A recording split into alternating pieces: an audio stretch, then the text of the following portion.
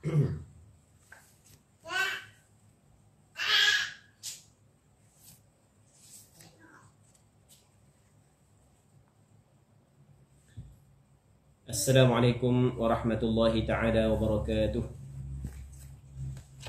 A'udzu billahi minasyaitonir rajim. Bismillahirrahmanirrahim.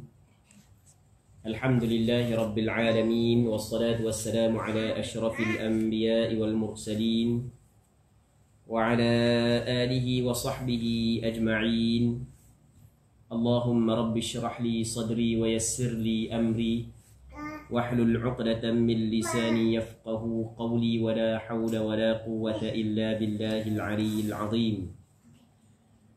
Allahumma anfa'na bima 'allamtana wa 'allimna ma yanfa'una wa 'allimna ma jahilna wa dhakkirna ma nussina.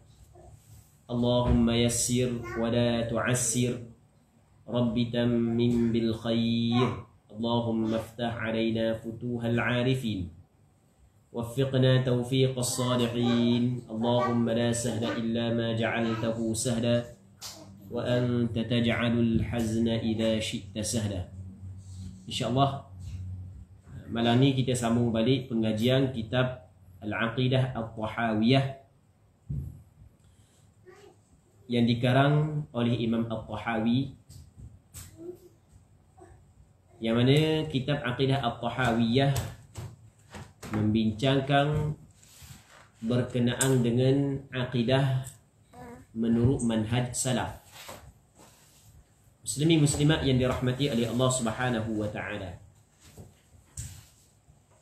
Kata Imam At-Tahawi rahimahullahu subhanahu wa ta'ala, wa narju lil muhsinina minal mu'minina an ya'fu anhum wa yudkhilahumul jannata birahmatih ولا نأمن عليهم ولا نشهد لهم بالجنة ونستغفر لمسيئهم ونخاف عليهم ولا نقنطهم. Maksudnya, kami berharap, maksudnya kita seorang hamba Allah Subhanahu wa ta'ala yang beriman kepada Allah dan Rasulnya, yang berakidah dengan akidah yang betul yang dibawa oleh Rasulullah dan para sahabat Rasulullah sallallahu alaihi wasallam. Apa hak yang kita perlu buat?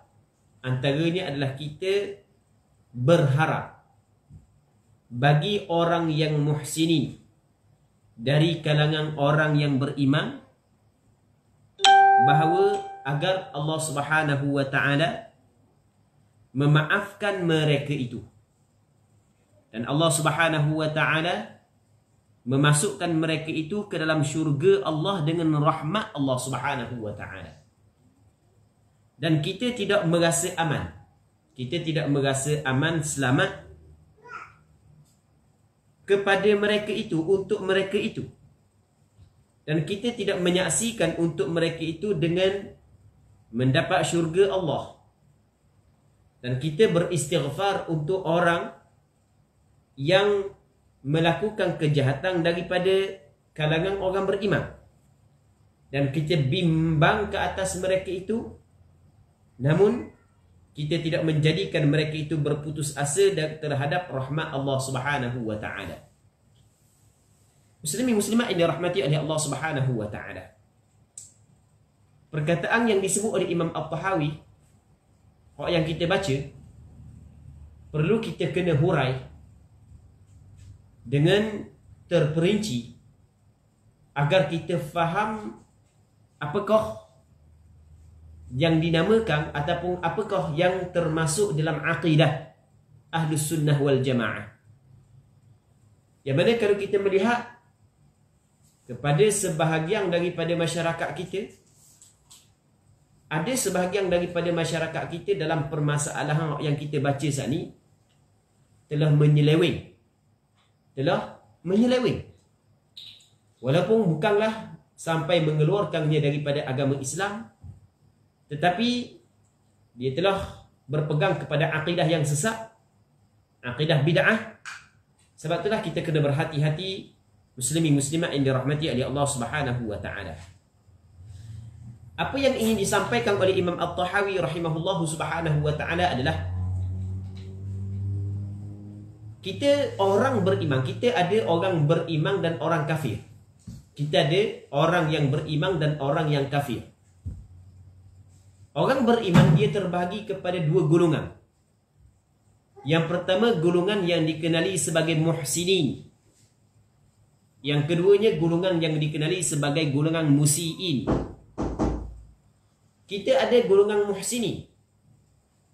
Yang maksud golongan muhsinin adalah golongan yang ada ihsan. Ihsan kepada Allah dan ihsan kepada hamba Allah.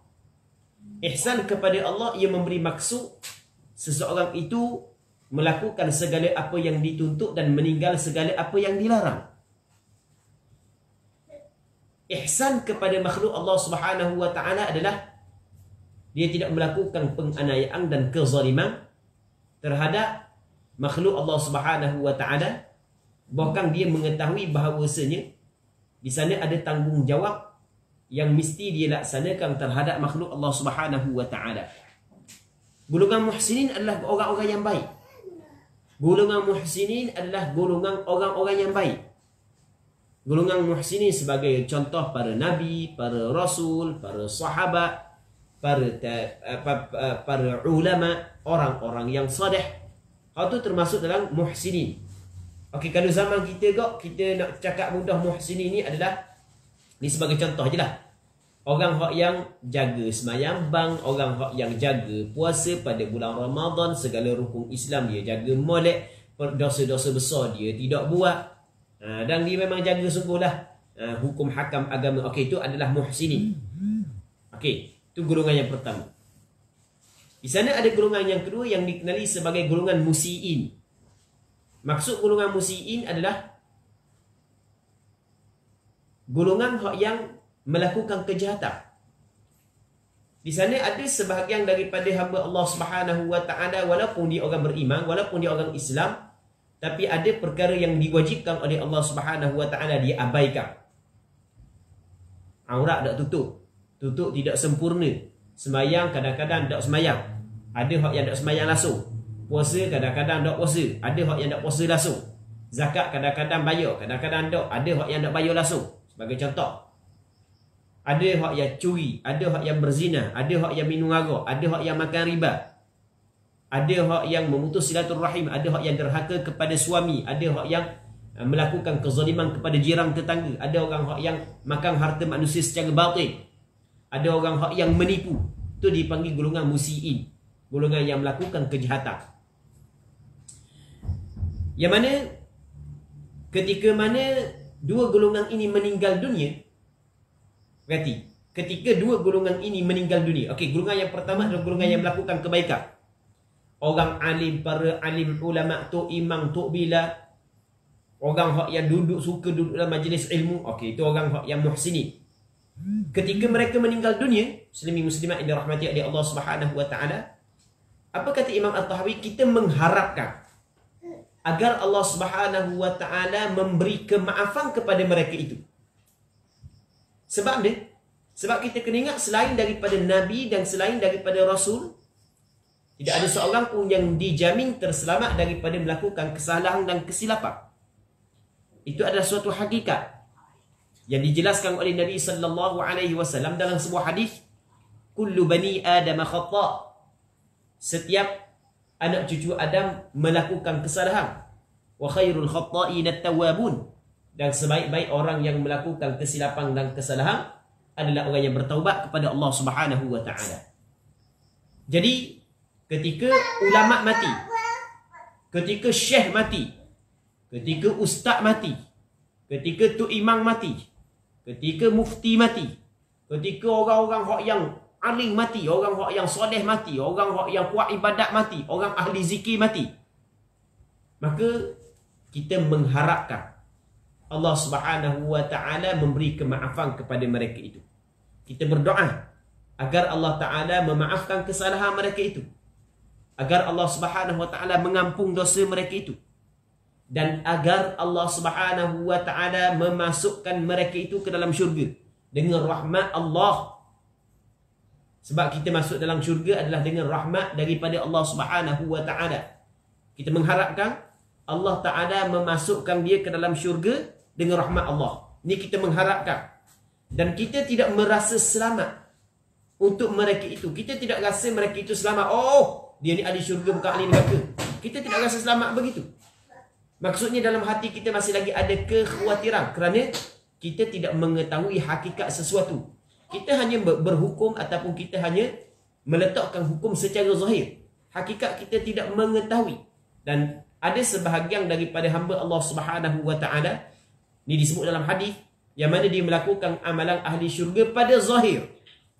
Ketika manusia tengok pada zahir dia melakukan amalan ahli syurga, tapi pada hakikat tidak, kerana rosak niat dia, masalah hati dia baik. Jadi kita tidak rasa selamat kepada mereka itu, dan kita tidak menyaksi untuk mereka itu dengan syurga. Ni kita kena ingat. Kita tidak menyaksi mereka itu mendapat syurga Allah. Sebab urusan syurga adalah urusan mutlak Allah Subhanahu wa taala. Ulama besar mati, kita tidak boleh bersaksi mereka itu mendapat syurga Allah. Akidah Ahlussunnah wal Jamaah, muslimin muslimat yang dirahmati oleh Allah Subhanahu wa taala, perlu kita kena tahu bahawasanya setiap hamba Allah yang mati, walaupun dia orang baik, selama mana tidak ada dalil daripada syarak bahawasanya dia ahli syurga, maka tidak boleh kita bersaksi bahawa dia ahli syurga. Kalau ada dalil daripada syarak dia adalah ahli syurga, maka mesti kita kena kata dia ahli syurga. Sebagai contoh, di sana ada beberapa orang sahabat Rasulullah yang dijamin syurga oleh Rasulullah, maka kita kena meyakini dia adalah ahli syurga. Abu Bakar As-Siddiq, Umar bin Al-Khattab, Uthman bin Affan, Ali bin Abi Talib, Talhah, Zubair bin Awam, Abdul Rahman bin Auf, Sa'ad bin Abi Waqqas, Sa'id. Baik, hak tu sahabat-sahabat 10 tu adalah sahabat yang dijamin syurga oleh Rasulullah sallallahu alaihi wasallam. Fatimah Al-Batul, anak perempuan Nabi sallallahu alaihi wasallam. Hasan, Husain, cucu Rasulullah sallallahu alaihi wasallam. Hak tu ada hadis yang menyatakan bahawa dia ada ahli syurga. Maka kita kena meyakini mereka itu adalah ahli syurga. Para nabi, mereka adalah ahli syurga, maka kita kena meyakini mereka itu adalah ahli syurga. Manakala hak yang tidak ada dalil daripada syarak bahawa dia adalah ahli syurga, walaupun dia ulama besar, walaupun dia tok guru, walaupun dia ustaz, tidak boleh kata dia adalah ahli syurga. Tidak boleh. Cuma kita mengharapkan mereka itu mendapat syurga daripada Allah Subhanahu wa taala. Allah, ni benda yang penting yang perlu kita kena tahu. Ni dibincang dalam ilmu akidah. Dan di sinilah kita dapat tahu bahawasanya masih ramai di kalangan masyarakat kita yang terpesong akidah ni dalam bab ni. Bukan semua bab, dalam bab ni. Terpesong akidah ni dalam bab ni. Ketika ada artis-artis idola mereka yang meninggal dunia, mungkin pada zahir di sisi mereka ada tanda-tanda husnul khatimah, terus mereka itu meyakini bahawasanya artis tersebut menjadi ahli syurga. Itu adalah satu kesilapan yang besar dalam bab akidah. Itu adalah akidah yang sesat. Itu adalah akidah yang menyeleweng. Itu adalah akidah ahlul bid'ah. Sebab kita tidak boleh mengambil tugas bukan hak yang tugas kita. Kita duk cara benda hak yang bukan keputusan kita. Yang menentukan syurga atau neraka bukan kita, Allah Subhanahu wa taala. Ketika mana mati seseorang hamba Allah Subhanahu wa taala, ketika kita melihat ada tanda-tanda husnul khatimah, kita tidak boleh kita meyakini bahawa dia adalah ahli syurga. Tidak boleh kata oh dia ada ahli syurga, tidak boleh. Hak yang boleh, kita kena mengharapkan dia mendapat syurga Allah Subhanahu wa taala. Kerana yang memutuskan syurga atau neraka bukan kita. Jadi kita duk cara, duk ambil benda apa hak yang bukan urusan kita. Hak ni suatu benda hak yang cukup bermasalah. Muslimin muslimat yang dirahmati oleh Allah Subhanahu wa taala. Ni kita kena faham daripada bab akidah.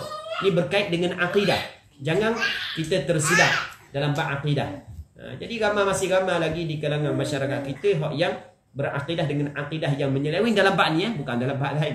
Okeylah, ni dalam bab ni menyeleweng lah. Dia meyakini bahawa seseorang hak yang mati saat itu adalah ahli syurga. Itu adalah salah. Apa hak yang perlu kita kena buat, ketika mana kita melihat ada tanda-tanda husnul khatimah sebagai contoh adalah kita tetap berdoa kepada Allah agar Allah Ta'ala mengampun dosa dia. Siapakah kita ataupun siapa di kalangan kita yang tidak melakukan dosa? Tidak ada seorang pun yang tidak melakukan dosa melainkan para Nabi dan Rasul sahaja. Jadi siapa pun dia melakukan dosa, maka kita mengharapkan, kita berdoa kepada Allah agar Allah Ta'ala mengampun dosa mereka. Dan kita mengharapkan kepada Allah agar Allah Ta'ala memasukkan mereka itu ke dalam syurga Allah. Tapi dalam masa yang sama, kita tidak berasa aman untuk mereka itu. Kita tidak putuskan bahawasanya mereka itu adalah ahli syurga, bukan ahli neraka. Neraka takut untuk menerima mereka itu. Aduh, sedap dia. Macam dia Allah Ta'ala, macam dia Tuhan. Ini mengarut hak yang berlaku dalam masyarakat kita yang wajib diperbetulkan. Allah, muslimin muslimat yang dirahmati oleh Allah Subhanahu wa Ta'ala. Sebab itulah perlunya kita kena mendalami ilmu akidah.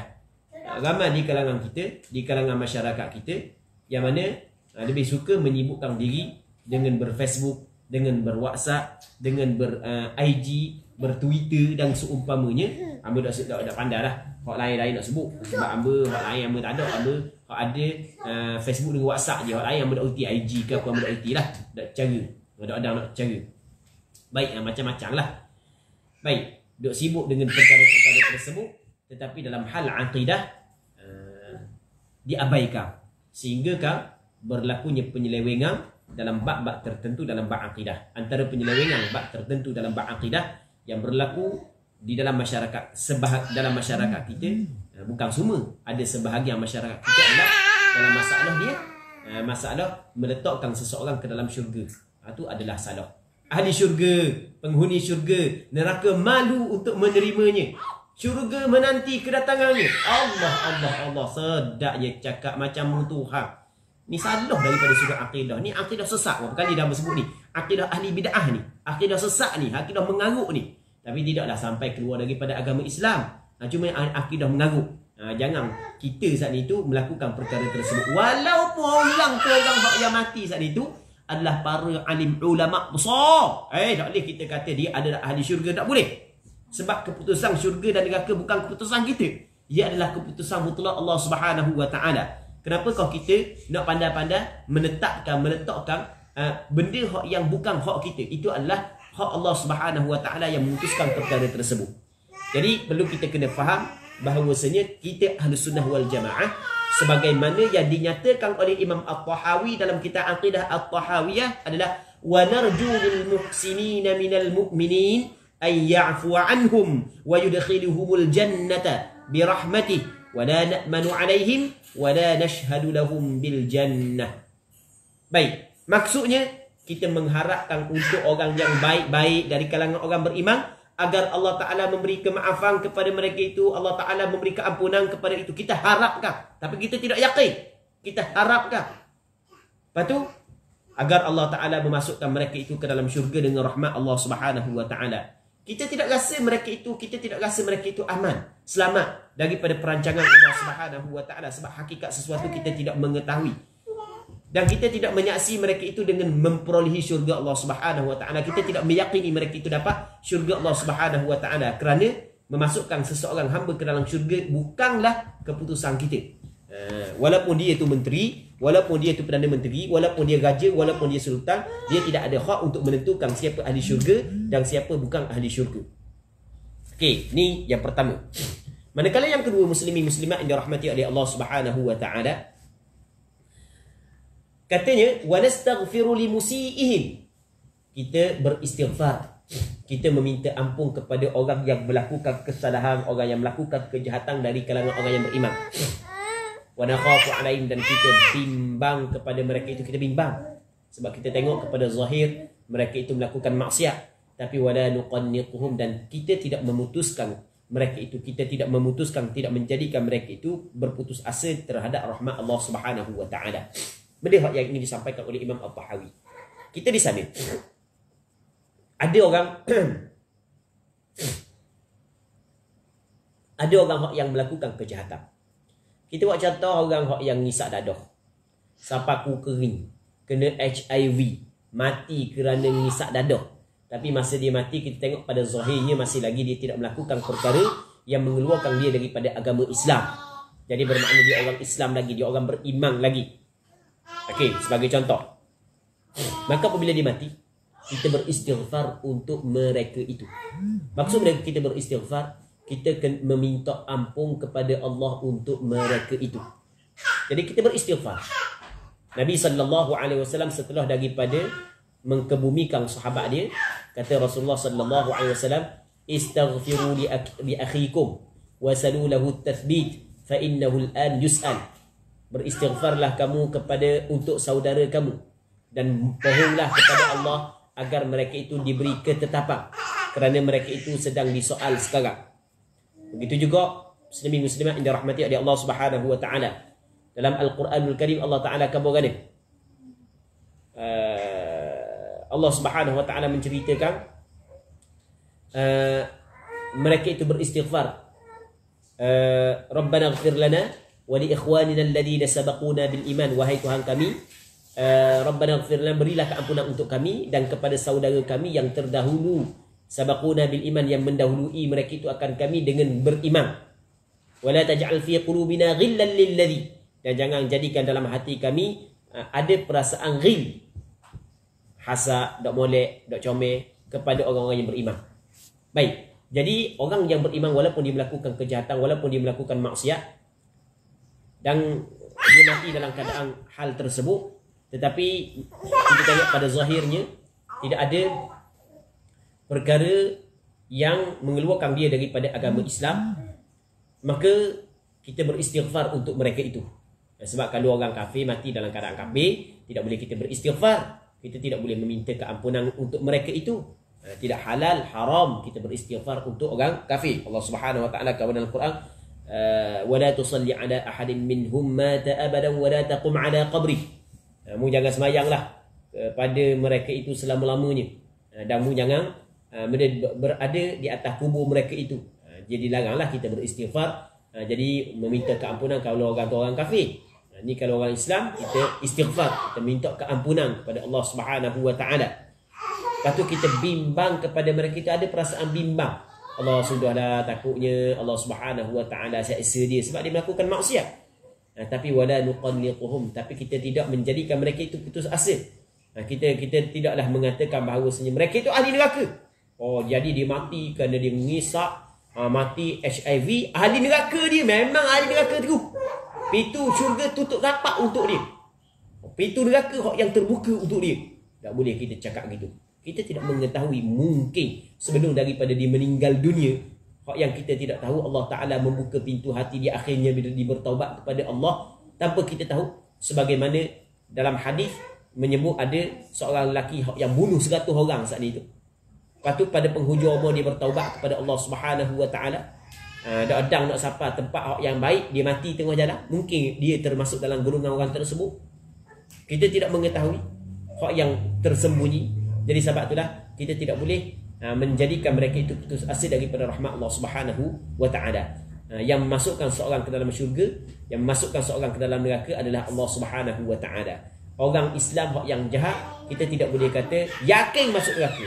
Orang Islam hak yang baik, kita tidak boleh kata yakin masuk syurga, kerana keputusan syurga neraka adalah keputusan mutlak Allah Subhanahu wa taala. Muslimin muslimat yang dirahmati oleh Allah Subhanahu wa taala. Katanya wal amnu wal iyasu yanqulani an millatil Islam wa sabilul haqqi bainahuma li ahli al-qiblah. Jadi untuk malam ni muslimin muslimat yang dirahmati oleh Allah Subhanahu wa taala, kita berhenti sini dulu, insya-Allah. Kita sambung kitab yang kedua, iaitu kitab Bustanul Arifin. Bismillah wassalatu wassalamu ala Rasulillah wa ala alihi wa sahbihi wa man walah. Allahumma la sahla illa ma ja'altahu sahla wa anta taj'alul hazna idha syi'ta sahla. Allahumma ja'alna minas su'ada'il mahmudin wa la taj'alna minal ashqiya'il mardudin. Allahumma salli wa sallim wa barik ala sayyidina Muhammad wa ala alihi wa sahbihi ajma'in walhamdulillahi rabbil alamin. Kita sambung balik pengajian kitab Bustanul Arifin. hadis yang ke-15 daripada kitab Bustanul Arifin. Kitab Bustanul Arifin adalah kitab yang dikarang oleh Imam Nawawi rahimahullahu subhanahu wa ta'ala. Yang mana kitab Bustanul Arifin, makna Bustanul Arifin adalah taman dan kebun orang-orang yang arif, orang yang kenal Allah subhanahu wa ta'ala. Katanya, Ani bin Umar radhiyallahu ta'ala anhuma qala Rasulullah sallallahu alaihi wasallam, buniyal Islamu ala khams, syahadati an la ilaha illallah wa anna Muhammadar Rasulullah wa iqamis salah wa ita'iz zakah wal haji wa sawmi Ramadan, muttafaqun alaih. Daripada Abdullah bin Umar bin Al-Khattab radhiyallahu ta'ala anhuma berkata, Rasulullah sallallahu alaihi wasallam bersabda, agama Islam itu dibina di atas 5 perkara. Yang pertamanya adalah 2 kalimah syahadah. Asyhadu an la ilaha illallah wa asyhadu anna Muhammadar Rasulullah. Yang keduanya adalah mendirikan sembahyang. Yang ketiganya menunaikan zakat. Yang keempat pergi haji. Yang kelimanya adalah berpuasa di bulan Ramadan. Muslimin muslimat yang dirahmati oleh Allah Subhanahu wa taala. Abdullah bin Umar, seorang sahabat Rasulullah sallallahu alaihi wasallam, menceritakan kepada kita tentang sabdaan Rasulullah sallallahu alaihi wasallam, yang mana dalam hadis ini Rasulullah sallallahu alaihi wasallam menceritakan tentang rukun-rukun Islam. Yang mana Islam, agama yang kita anuti, dia ada rukun-rukun dia, ada asas-asas dia. Rukun Islam yang disebut dalam hadis ini ada sebanyak 5 perkara. Yang pertamanya adalah penyaksian. Tidak ada Tuhan yang disembah dengan sebenar-benarnya melainkan Allah, dan Nabi Muhammad itu adalah utusan Allah. Muslimin muslimat yang dirahmati oleh Allah Subhanahu wa taala. Rukun Islam yang pertama adalah bersaksi.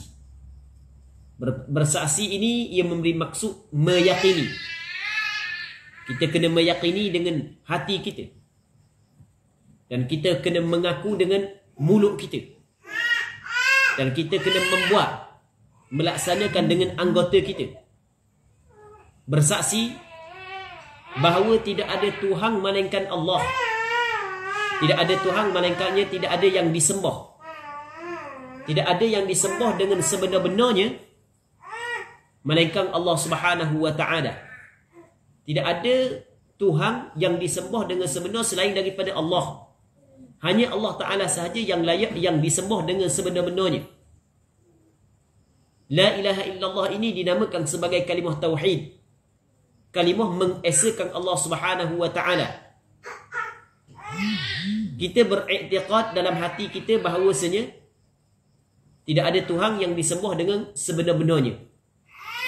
Maka apa jua ibadat yang kita buat, apa jua ibadat yang kita laksanakan, mesti kita kena ikhlas kepada Allah Subhanahu wa taala.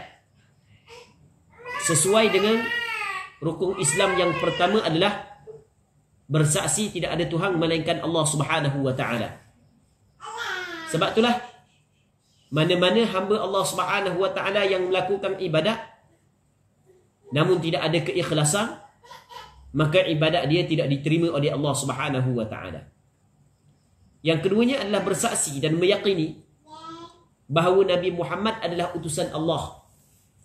Muhammad ni adalah nama seseorang, nama seorang lelaki daripada bangsa Quraisy, daripada orang Arab,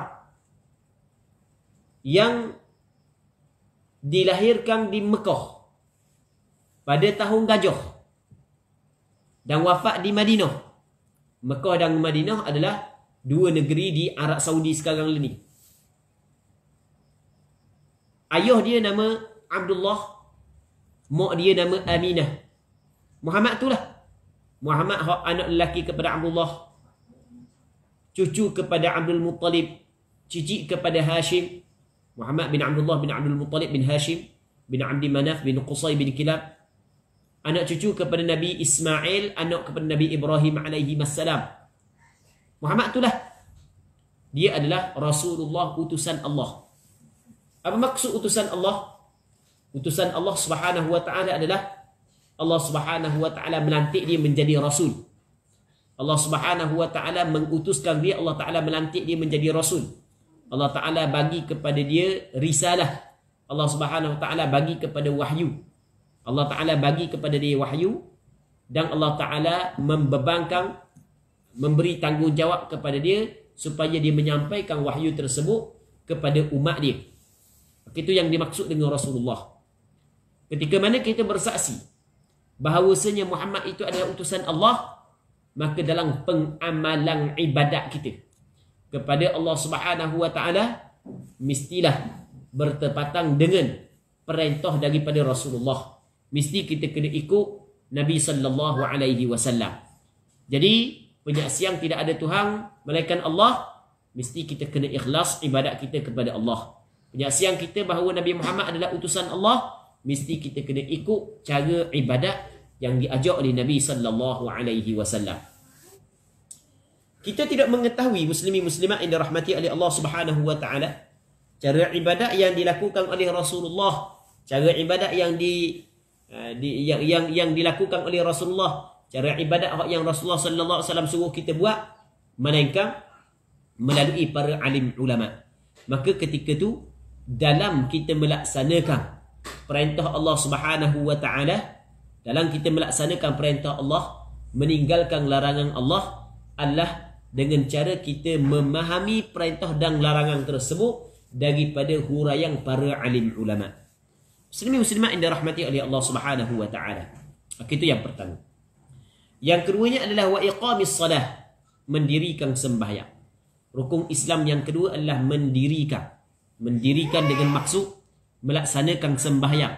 Cukup syarat, cukup rukun dia, dan cukup adab-adab dia. Tidak melakukan perkara yang membatalkan sembahyang. Itu mana mendirikan sembahyang. Yang dimaksud dengan sembahyang adalah suatu ibadat yang ditetapkan oleh Allah Subhanahu wa taala, yang mula dia dengan takbir dan sudah dia dengan salam, dan ada perkataan dan perbuatan-perbuatan tertentu yang dilakukan dalamnya dengan niat pada permulaannya. Itu yang dinamakan sebagai sembahyang. Sembahyang yang menjadi rukun kepada Islam adalah sembahyang fardu 5 waktu sehari semalam. Bermula dengan sembahyang zuhur, asar, maghrib, isya dan subuh. Jadi mendirikan sembahyang fardu 5 waktu ia termasuk dalam rukun Islam. Sebab itulah orang yang dok sembahyang ni memang cukup bahaya Islam dia, agama dia. Yang mana di dalam masyarakat kita masih ramai orang yang tidak sembahyang. Ada orang yang dok sembahyang langsung, dan ada orang yang sembahyang teko senang je. Teko senang dok sibuk dok sembahyang lah. Teko sibuk dok sembahyang. Jadi kalau zuhur tu sembahyang sebab pergi kerja, malu kok jabat ada orang puang tiba-tiba dok sembahyang. Kau mang orang puang kata, orang kerja jabat kali. Tapi kalau balik di rumah, maghrib, isyak, subuh tu dah tahu mana. Kalau subuh tu balik awal, pakai dak sembahyang dah subuh sebab sayang ketidur. Ada juga begitu. Baik. Sebenarnya dia perlu kena bimbang. Dia perlu kena khawatiri tentang agama dia. Kerana mendirikan sembahyang, ia termasuk muslimin muslimat yang dirahmati oleh Allah Subhanahu wa taala. Mendirikan sembahyang ia termasuk dalam rukun Islam. Sebab itulah jangan jangan kita memandang biasa. Jangan kita memandang biasa berkenaan dengan sembahyang.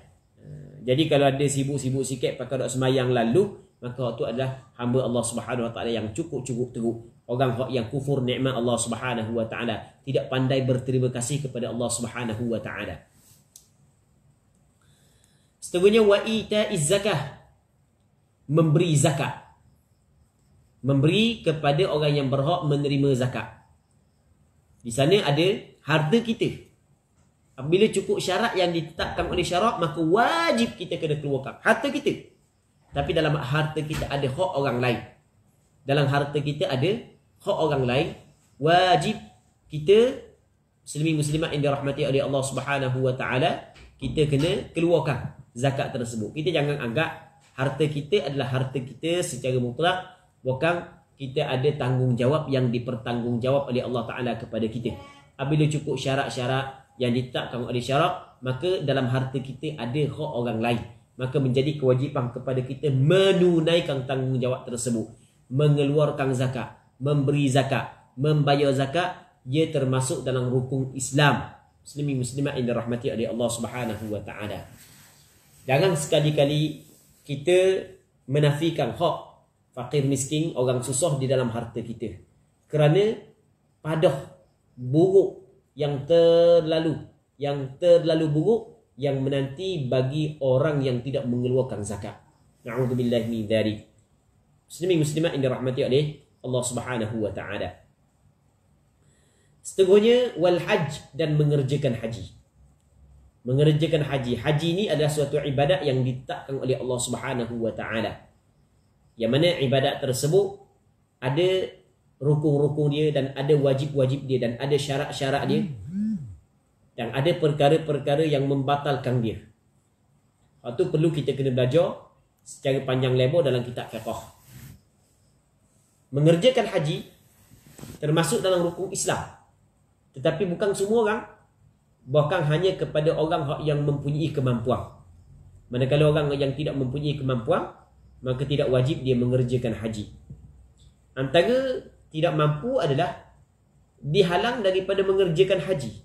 Sebagai contoh, kita 2 tahun dah tidak, rakyat Malaysia tidak pergi mengerjakan haji kerana dihalang oleh kerana COVID-19, maka tidak dibenarkan untuk mengerjakan haji.